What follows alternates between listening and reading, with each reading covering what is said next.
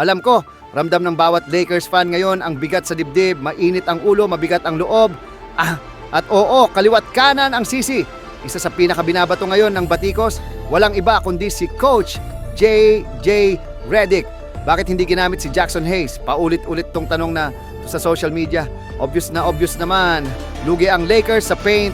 Nandun si Rudy Gobert. Parang pader sa ilalim. Samantalang si AD, Anthony Davis, lang ang tanging may depensa.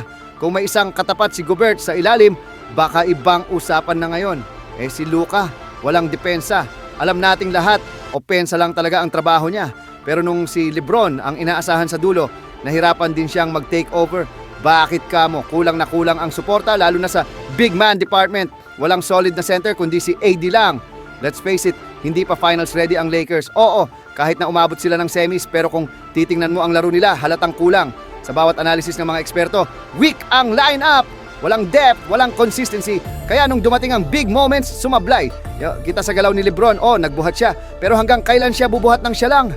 Matanda na si LeBron, hindi na yan dapat umaako ng lahat.